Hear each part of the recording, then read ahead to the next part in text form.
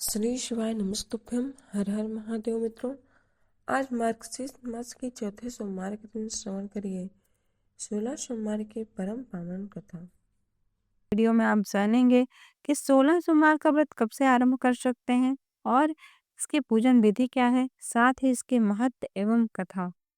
मित्रों, 16 सोमवार का व्रत मैंने आपको जैसा कि पहले भी बताया कि मार्गशीर्ष मास के शुक्ल पक्ष के सोमवार से आरंभ किया जाता है। यह व्रत करने वाले व्रती को चाहिए कि वह प्रातः काल उठे, स्नान आदि नित्य कर्म से निवृत्त हो, भगवान शिव के मंदिर में जाकर उनका पूजन करे और उनके समक्ष ये संकल्प ले कि हे प्रभु, आज से हम आपका 16 सोमवार व्रत करेंगे।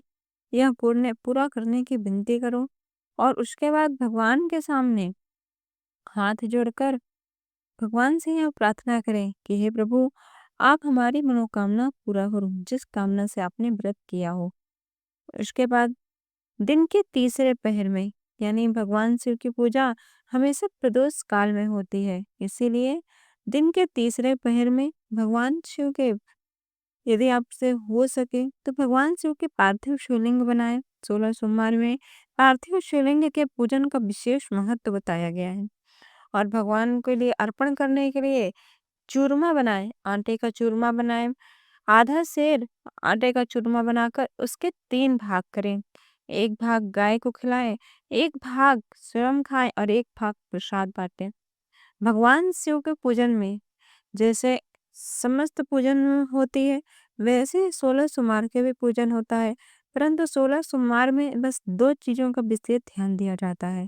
पहला, कि अगर यदि आपसे हो सके तो पार्थिव शिवलिंग की 3 मूर्तियों का निर्माण करें और जो प्रसाद बनाते हैं वो आधा सेर गेहूं के आटे का बनाएं, उसमें 3 भाग करें और वह प्रसाद सब एक गाय को, एक घर के लोगों को और एक स्वयं खाएं। उसके बाद भोजन भी आप चाहें तो कर सकते हैं और भगवान के जो यह व्रत होता है उसमें जो भगवान शिव का प्रसाद होता है उसे कभी भी भूल कर भी रात्रि के लिए नहीं रखना चाहिए, क्योंकि भगवान शिव का यह प्रसाद रात्रि नहीं बचना चाहिए। और यदि आपको कुछ पूछना हो तो आप कमेंट बॉक्स में पूछ सकते हैं। तो आइए आप 16 सोमवार की परम पावन कथा को श्रवण करते हैं। एक समय अमरावती नगरी में वहां के राजा ने भगवान शिव का एक बड़ा ही विशाल एवं भव्य मंदिर बनवाया था। एक समय भगवान शिव और माँ पार्वती पृथ्वी लोक में भ्रमण के लिए आए और उन्होंने उस मंदिर में थोड़े दिन के लिए विश्राम करना उचित समझा। भगवान शिव और माँ पार्वती वहीं पर विश्राम के लिए रुक गए। एक दिन शाम के समय, प्रदोष काल का समय था, तब भगवान शिव से माता पार्वती ने कहा कि हे नाथ, आइए आज चौसर खेलें। भगवान शिव मान गए। खेल आरंभ हुआ। उसी समय पुजारी पूजा करने को आया। इस पर माँ पार्वती ने पुजारी से कहा कि हे पुजारी, तुम देखो और जो इस खेल में जीते तुम उसको बताना। उस समय पुजारी जो देख रहा था कि भगवान शिव और माँ पार्वती खेल खेल रहे हैं, उसमें पुजारी भगवान शिव और माता पार्वती खेल ही रहे थे, परंतु माता पार्वती के मन में एक जिज्ञासा हुई। माँ पार्वती ने पुजारी से एक प्रश्न पूछ लिया कि बताओ, अच्छा, इस चौसन की बाजी में जीत किसकी होगी? वह पुजारी जो भगवान शिव का अनन्य भक्त था, उसने ऐसे ही बिना विचारे कह दिया कि इस खेल में भगवान महादेव के अतिरिक्त कौन जीत सकता है और इस खेल में महादेव ही विजयी होंगे। पुजारी की इन ऐसी बातों से माँ पार्वती अत्यंत रुष्ट हो गई और उन्होंने कहा ठीक है, चलो देखते हैं। अंत में माँ पार्वती की जीत हुई, परंतु माँ पार्वती ने मिथ्या भाषण के कारण पुजारी को श्राप दे दिया। यद्यपि महादेव जी ने माँ पार्वती से कहा कि जाने दो, यह एक ब्राह्मण है, पर माँ पार्वती ने कहा कि इसका श्राप का निवारण आप ही करेंगे और इसको श्राप देने के पीछे भी एक भगवत कथा या संसार के लोगों का हित है। अतः इस प्रकार माँ पार्वती और भगवान भोलेनाथ उस मंदिर से चले गए। कुछ दिन बाद स्वर्गलोक की अप्सराएं उसी मंदिर में भगवान शिव के पूजन के लिए आई। उन्होंने पुजारी की यह दशा देखी तो उन्हें बहुत ही दया आई और उन्होंने ब्राह्मण से सारी बातें पूछी। तब ब्राह्मण ने सारी बातें उन्हें बताई। अप्सराओं ने कहा कि हे पुजारी जी, तुम्हें अधिक दुख नहीं उठाना पड़ेगा। भगवान शिव की कृपा से तुम्हारे दुख अवश्य ही दूर हो जाएंगे। तुम सब व्रतों में उत्तम 16 सोमवार के व्रत करो। 16 सोमवार का व्रत यह सुनकर पुजारी ने कहा कि हे देवियों, आप ये बता दो कि 16 सोमवार के व्रत करने की विधि क्या है। अप्सराएं कहने लगी कि सोमवार के दिन सुबह जल्दी उठ जाओ, स्वच्छ वस्त्र बनाओ, फिर आधा सेर गेहूं के आटे का शुद्ध चूरमा बनाकर उसका प्रसाद बनाओ, फिर उसे 3 भाग कर लो। फिर चंदन, अक्षत, फूल, धूप, नैवेद्य, पूंगी फल, बेलपत्र, यज्ञोपवीत द्वारा प्रदोष काल में भगवान शिव शंकर का पार्थिव शिवलिंग का निर्माण करो। यदि पार्थिव शिवलिंग ना बना पाओ तो किसी भी देवालय अथवा शिवालय में जाकर भगवान शिव की श्रद्धा भक्ति अनुसार पूजन करो। उसके बाद एक प्रसाद, उसमें से एक हिस्सा प्रसाद का भक्तजनों में बांट दो। दूसरा प्रसाद का जो हिस्सा है उसे गौ माता को खिला दो और तीसरा जो है वह स्वयं खाओ। इस प्रकार 16 सोमवार तक व्रत करो। 17वें सोमवार को पाव भर शुद्ध गेहूं का आटा लेकर, मतलब 5 सेर, 5.25 सेर शुद्ध गेहूं का आटा लेकर उसकी बाटी बनावे और उसमें घी, गुड़, शक्कर सभी बराबर अनुपात में मिलाकर चूरमा बनाएं। फिर भगवान शिव जी का भोग लगाकर सभी लोगों में प्रसाद बांट दें और आप भी सकुटुंब में प्रसाद पावें। इस प्रकार व्रत करने से भगवान शिव की कृपा से मनुष्य के सभी मनोरथ पूरे हो जाते हैं। ऐसा कहकर अप्सराएं तो स्वर्ग को चली गईं और अप्सराओं के कहे अनुसार ब्राह्मण ने विधिवत 16 सोमवार व्रत पूरी श्रद्धा और भावना से किया। भगवान शिव की कृपा से वह रोग मुक्त होकर बड़े ही आनंद के साथ रहने लगा। कुछ काल व्यतीत हो जाने पर भगवान शिव और माँ पार्वती फिर उसी मंदिर में पधारे और उस ब्राह्मण को श्राप मुक्त निरोगी देखकर माँ पार्वती ने उससे पूछा कि तुम्हें मेरे श्राप से मुक्ति कैसे मिली। तब उस पुजारी ने 16 सोमवार की विधि बताई। यह सुनकर माँ पार्वती ने कहा कि अब मैं भी 16 सोमवार का व्रत करूंगी। अतः अब तो माँ पार्वती ने भी 16 सोमवार का व्रत किया। फलस्वरूप कार्तिकेय जी जो रुष्ट होकर चले गए थे वो अपनी माँ के पास वापस आ गए। कार्तिकेय जी ने अपनी माँ से पूछा कि हे माँ, ऐसा क्या है, आपने ऐसा क्या किया कि मेरा मन आपकी सेवा में लगा। तब माँ पार्वती ने कार्तिकेय जी से बहुत वही सारी बातें बताई। यह सुनकर कार्तिकेय जी ने भी 16 सोमवार का व्रत किया। फलस्वरूप कार्तिकेय जी को बिछड़ा हुआ मित्र मिला। एक दिन वह मित्र, जो कार्तिकेय जी का मित्र था, वह ब्राह्मण था। अतः उसने कार्तिकेय जी से पूछा कि हे मित्र, ऐसा क्या हुआ कि हम दोनों आज इतने दिनों के बाद मिल गए। तब कार्तिकेय जी ने उस ब्राह्मण को भी 16 सोमवार व्रत करने की विधि बताई। यह सुनकर वह ब्राह्मण बोला कि अब मैं तुम्हें 16 सोमवार का व्रत करूंगा। ब्राह्मण ने श्रद्धा भक्ति के साथ पूरे 16 सोमवार का व्रत किया और उद्यापन किया। और उसके फलस्वरूप वह विदेश गया। वहां की राजा का कन्या का स्वयंवर था। उस राजा ने प्रण किया था कि हथनी जिस व्यक्ति के गले में वरमाला डाल देगी उसी के साथ मैं राजकुमारी का विवाह करूंगा। यह ब्राह्मण भी स्वयंवर देखने की इच्छा से वहां जाकर एक ओर बैठ गया। हथनी ने इसी को माला पहनाई। अब तो राजा ने बड़े ही धूमधाम से अपनी राजकुमारी का विवाह उसके साथ कर दिया। तत्पश्चात दोनों सुखपूर्वक रहने लगे।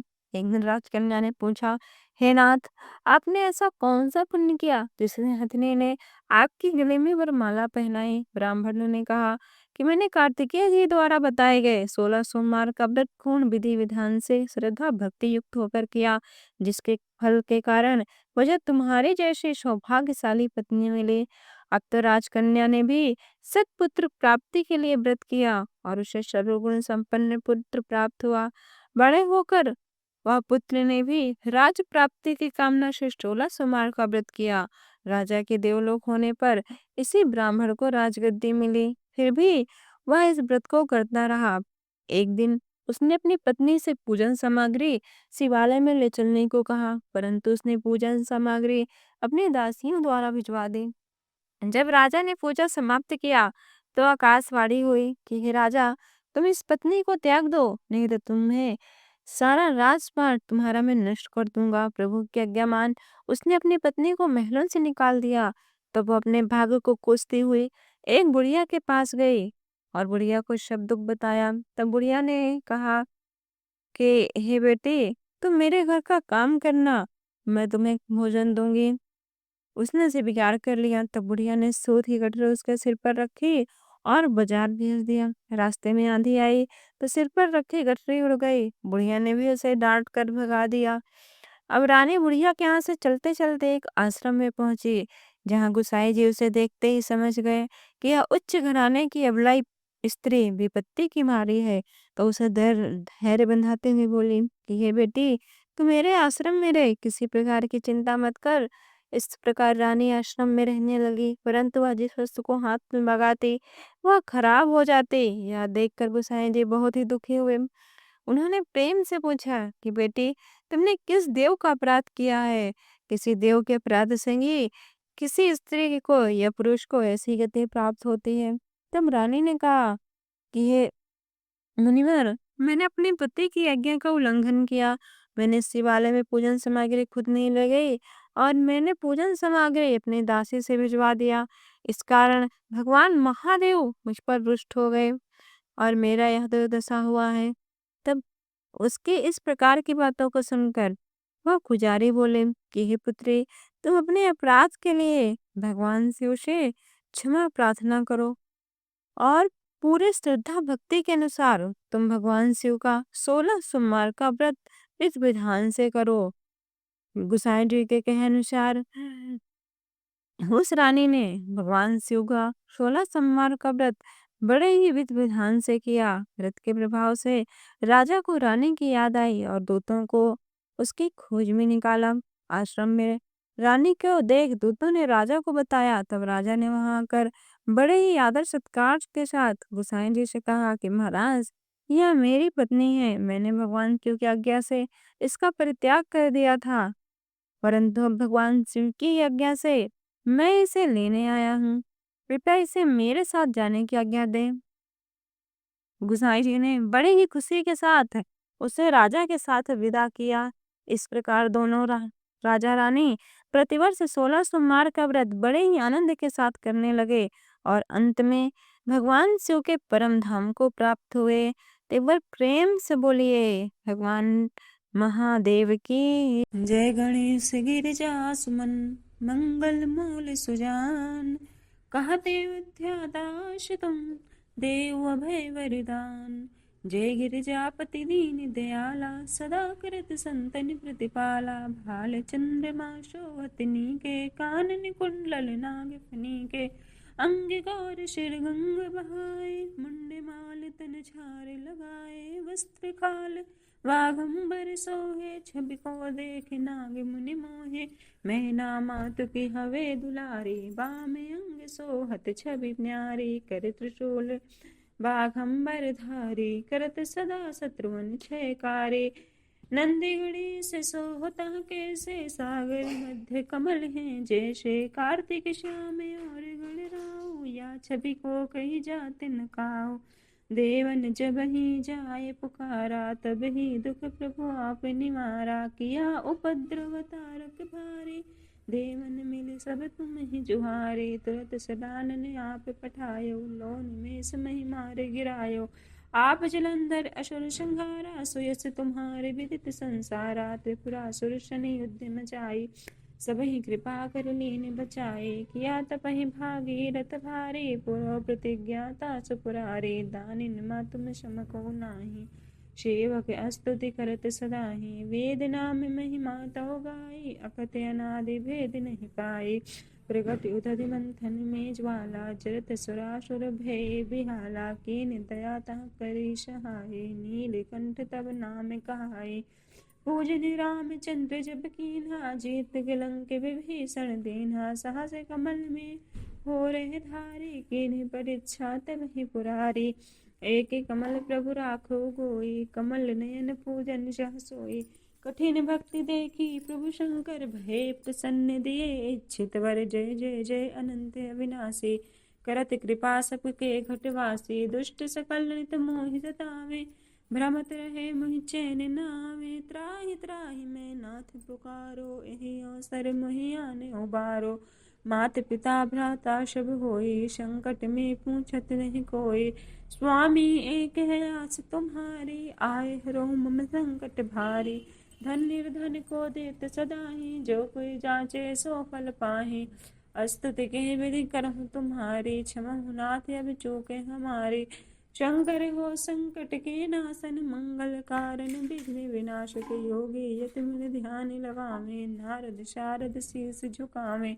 नमो नमो जय नमः शिवाय, सुर ब्रह्मादिक पार न पाए। जो या पाठ करे मन लाई, तापर होते हैं शंभु सहाय। दुनिया जो कोई हो अधिकारी, पाठ करे सो पावन कारी। पुत्र होने इच्छा कर कोई, निश्चय सो प्रसाद पे होई। पंडित त्रयोदशी को लावे, ध्यान पूर्वक होम करावे। त्रयोदशी व्रत करे हमेशा, तन नहीं ताके रहे कलेसा। धूप दीप नैवेद्य चढ़ावे, शंकर सन्मुख पाठ सुनावे। जन्म जन्म के पाप नशावे, अंत्यवास शिवपुर में पावे। कहे अयोध्या आस तुम्हारी, जाने सकल दुख हमारी। नित नेम कर प्रात ही, पाठ करो 40। तुम मेरी मन कामना, पूर्ण करो जगदीश। मगसर छठी हेमंत ऋतु, सम्मत 64 आन। अस्त चले सासिव ही, पूर्ण कीन कल्याण। प्रेम से बोलिए भगवान भोलेनाथ की जय।